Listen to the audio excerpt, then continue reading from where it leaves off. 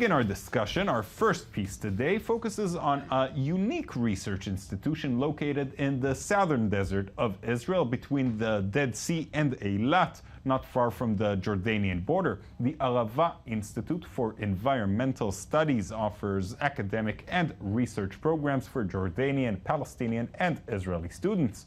Our reporter Danny Swibel visited them a little while ago. Let's take a look.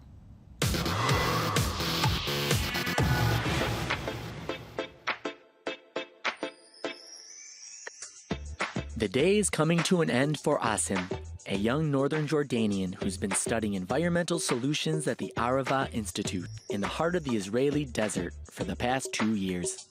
The institute offers premier environmental education and research programs, but it's the mix of people in it that makes it really special.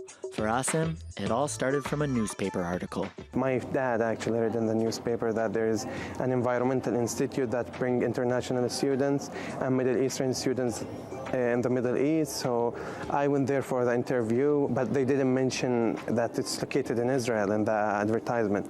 So when I went there, they said it's in Israel. So I was a little bit, just having Palestinians, Jordanians, Israelis, and 48 Arabs and Americans, even Europeans, and there was Australian student at that time, was, like, wow, like I'm living with these people. For his Israeli roommates, the studies are accompanied with learning about each other. I never got to know what the Palestinians think about, because I wasn't in touch with them. They're talking about politics, and everyone is even feeling triggered, and really feels pissed off, like, hearing the other person's political views.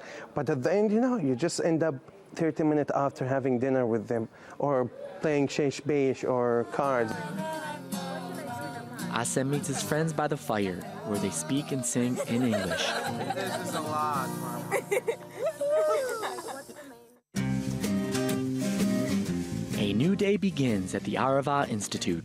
The students are in their classes, learning issues like renewable energy, water management, and sustainable agriculture, hoping to be the ones who bring the environmental solutions of tomorrow. Our vision is to help to build the next generation of environmental leaders who will be able to bring to the environmental challenges facing the region more creative and sustainable and peaceful solutions to those challenges. Students of Arava Institute come from all around the world. For Palestinians and Jordanian students, it is also an act of courage. For a Jordanian like Asim to come to us, you need to be incredibly unique. You need to have your own leadership. Just a decision to leave Jordan and come to study in this enemy, this different country, you need to be somebody really special. Same for the Palestinian.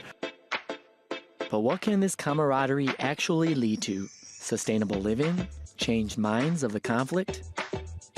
In general, I think everybody goes through this experience and comes out of it more open-minded and more ready to listen to somebody else's point of view, even if they don't agree with it. It's a life-changing experience. It's a once-in-a-lifetime experience, and it provides people with an opportunity to meet one another, create long-term relationships. I would contend that water is actually not the scarcest resource in the Middle East. The scarcest resource in the Middle East is trust. We have no trust. And here at the Arava Institute, what we're trying to do is bring us out of this sort of cycle of violence into a new age of cooperation and peace and sustainability.